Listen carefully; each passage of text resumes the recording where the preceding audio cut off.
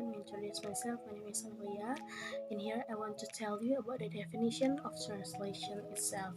Okay, we know that etymologically, the word translation is derived of the word translation, which is an absorption from the Arabic word tarjamah, and it means move or divert.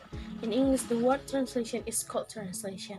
And then, according the online English dictionary, the word translation means the process or act of translating language. The language to be translated is generally called the source language, while the language to which translation is intended to is called the target of language. And then the person who carries out the translation is called translator, while the result of the translation process is called translation. Okay, understanding of translation according to the expert. Okay, now I want to tell you about the meaning of translation according to expert. In the first expert is by David Crystal. David Crystal is a linguistic expert. Defines that translation as a natural terms that refers to the activity of changing the meaning of an expression in its source language into another language. And then the translation media used to can be oral, written, or signed, or gesture. And then number 2 is according to Brislin. According to Brislin, believes that translation is the transfer of message and ideas from the source language to target language, whether it's written or oral form. Then the third is according to Neyward. In this book entitled Textbook of Translation, Neymar 2988 states that translation is the transfer of the meaning of the text from one language to another according to what the author intended. And then the fourth is according to Catford. According to Catford, the definition of translation itself is the process replacing a source, a language text material with equivalent text material in another language. And then the last is Nida and Tabar. Meanwhile, Nida and Tabar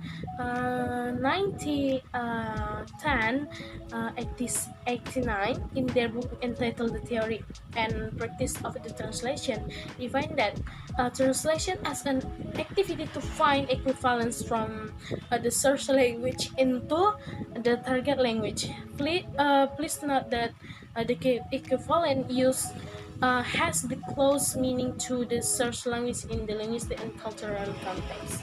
Okay, from the several definitions of a translation above, we can see that experts provide different boundaries from the term translations. David Crystal provide that translation limit that only to oral, written, and symbol or sign, and then meanwhile Brislin provides the translation restriction that apply to oral and written, and then this is different from Neyward and Catford, who limit the term translation to writing only. And then expert define translation differently. However, in general, the term translation means the process of the transferring a language from the source language to the target language. In the language translation process, you must equivalent word that have the closest meaning and to the source language, especially in the linguistic and cultural context. Okay, it's all about the definition of translation, and then the explanation next will be explained by my friends. And now we would like to talk about types of translation based on linguistic aspect. Based on linguistic aspect, Jacobson 1959 divided translation into three. The first one intralingual translation, the second one is interlingual translation, and the last one is intersemiotic translation. Interlingual translation is the process of transferring from one verbal language to another verbal language in the same language. And usually this translation change a word into familiar word that is more easily understood by a reader. For example, such as words in dictionary. And the second one is interlingual translation. Interlingual translation is the translation of verbal language from one language to another language. For example, Bahasa Indonesia translate into English. And the last one is intersemiotic translation. Intersemiotic translation is the process of transferring language from verbal language to non-verbal language, such as sign or a sign language. As we know that, such as traffic sign, if the light is red, that we know that we have to stop. Okay, next is second types of language translation is based on aspects of translation objectives. Breslin in 1976 divides translation into four types based on Casagrande's formulation, namely pragmatic, aesthetic, poetic, ethnographic, and linguistic. The first one is pragmatic translation. This is a translation approach that focuses on conveying not just the literal meaning of the words in a source text, but also the intended meaning in the context, taking into account the social, cultural, and institutional factors that can affect how language is used. In other words, it emphasizes the pragmatic aspect of communication. For example, the source language is "You pass me the salt, please," and the pragmatic translation is "Would you mind passing me the salt, please?" In this example, the pragmatic translation takes into account the politeness and the social context of making a request. Therefore, pragmatic translation takes a holistic approach to language translation, considering not only the words on the page but also the broader communicative context and the cultural and the social factors that influence language use. The second one is aesthetic poetic translation, also known as poetic or literary translation. It is a specialized form of translation that focuses on capturing the aesthetic and artistic qualities of a literary work such as poetry, prose, or drama, while transferring it from one language to another. This type of translation goes beyond mere linguistic accuracy and aims to convey the beauty, style, and emotional impact of the original text. Aesthetic poetic translation is a challenging and rewarding endeavor that requires a strong command of language, a profound appreciation for literature, and a keen sense of artistry. It plays a crucial role in literary works from different cultures accessible to the broader community while preserving their artistic integrity. Ethnographic translation. The third is the third is ethnographic translation. It's a specialized form of translation that involves translating texts or materials related to ethnographic research, which is the systematic study of human cultures and societies. Ethnographic translation goes beyond linguistic conversion and focuses on conveying the cultural and contextual nuances of the source material. So, ethnographic translation plays a crucial role again in making the findings of ethnographic research accessible to a wider audience, including those who may not be familiar with original culture or language. It requires a deep understanding of both the source and target cultures, and a commitment to maintaining the integrity of the research. Last but not least is linguistic translation, often simply referred to as translation. It's the process of converting written or spoken content from one language as the source language into another language as the target language, while preserving the content's meaning, structure, and intent as closely as possible. It primarily focuses on linguistic and grammatical aspects of the source text, aiming to produce an accurate and faithful representation in the target language. Say, linguistic translation is a foundational form of translation and is used in a wide range of fields and contexts, including business, legal, technical, literary, and more.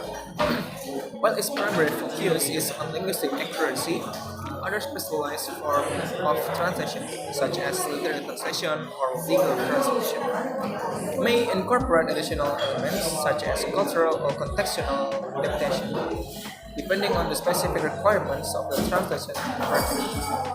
And next will be explained by my friends. Here I want to explain about the types of translation on media use. Translation can be differentiated based on the media use. The following are several types of translation based on commonly used media. Number one is written translation. This is the most common types of translation. Written translations involve changing text from one language to another. For the example, include in translations of books, article, official documents, websites, and many others. Okay, number two is oral translations. Oral translation involves interpreting directly from one language to another orally. Typically, an interpreter will be physically present in situations such as conferences, seminars, business meetings, or other public events to provide an interpreter directly to the audience. And there are two audiovisual written translations. This type of translation involves the translation of written text of the into audiovisual form, such as subtitle translation in films or television programs, dubbing or voiceover in films or television shows, or translated text in the presentations. In here, I am as a national student in change, and now I want to present about word-for-word translation. So, what is word-for-word translation? Word-for-word translation, or WFW, it is a type of translation which is basically still very much tied to the level of word. In doing its job for the translation, only look for a word equivalent and then word of the source language or SL. So in the target language, without changing the word order in this translation. So the word order in the translation sentence is exactly the same as the original sentence. This type of translation or word-for-word translation can be applied only if the source language and the target language have the same structure, or translating information which only contain single words which are not formed into phrases, clauses, or sentences. On the other hand, if the two languages have a different structure, the word-for-word translation should be avoided. Why? The reason is because the result will be different to understand, and the sentence's structure of course fits the sentence structure of the target language. For example, I like that smart student. If we translate by using word-for-word translation, it becomes saya suka itu pintar siswa. But in target language or good translation in target language, it becomes saya suka siswa pintar itu. So, as you can see, based on my previous explanation, we don't change the word order in this translation and still the same as the original sentence. So in word for word of the search language is translated into a word in the target language. For example, again, who have been living with. If we translate this sentence into Indonesia or Bahasa Indonesia language by using word for word translation, it becomes siapa telah dia tinggal dengan. So, what does the word been? Been in here has no translation. Why? Because in the word for word translation, if one of them has not corresponding form, the form can be left untranslated. So I think that's all for my explanation. I hope you can understand what I'm talking about. So I think that's all for me. Wassalamualaikum warahmatullahi wabarakatuh. Assalamualaikum warahmatullahi wabarakatuh. My name is Sindy Oktari. I will explain what literal translation is.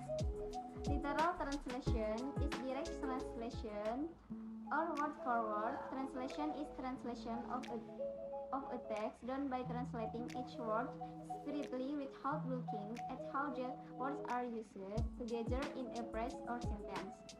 In translation theory or term, another term for literal translation is metaphrase, as opposite to paraphrase. For an analogous translation, it is to be distinguished from an interpretation done, for example, by an interpreter. And then, Assalamualaikum warahmatullahi wabarakatuh. Number 3. Faithful translation. Faithful translation tries to maintain the form or format of the search language. Even so, this translation method has tried to form contextual meaning. This method is suitable for texts that have a form and format that is faithful to the search language, such as legal text. This method is not suitable for translating children's stories because it will produce a translation that is stiff and less appropriate to the target culture. Number 4. Semantic translation. Semantic translation is more flexible than faithful translation. According to Newmark, 1998, the semantic translation method pays attention to the aesthetic value of the search text, so that the translated must also look beautiful and neutral.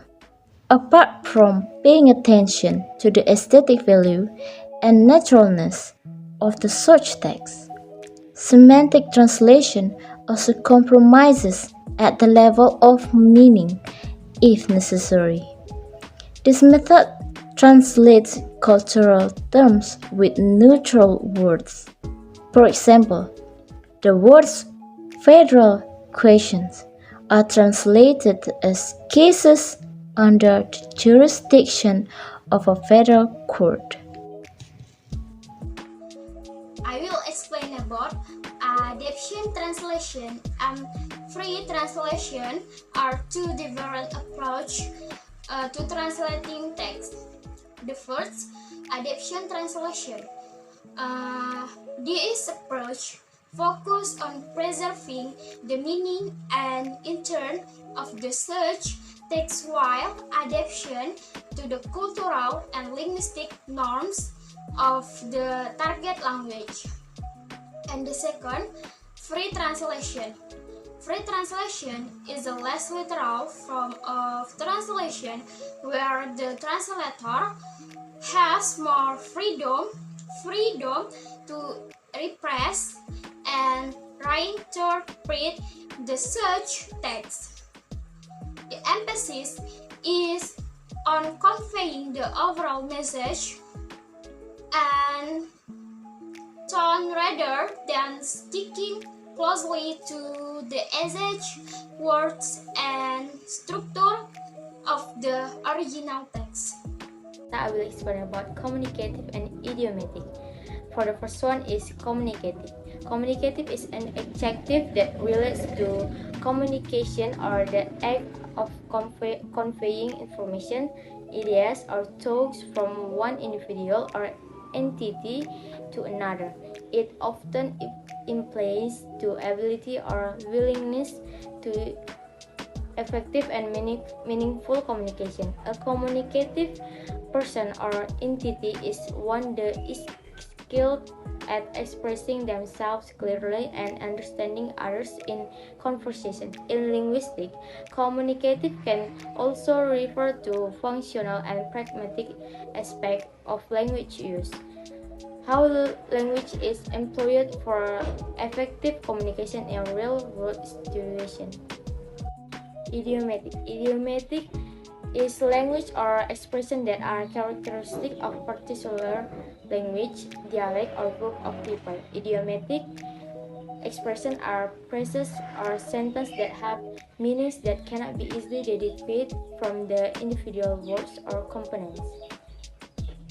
Idiomatic language can be challenging for non-native speakers to understand because the meaning of an idiom may be figurative or metaphorical, making it different from the literal meaning of the words used.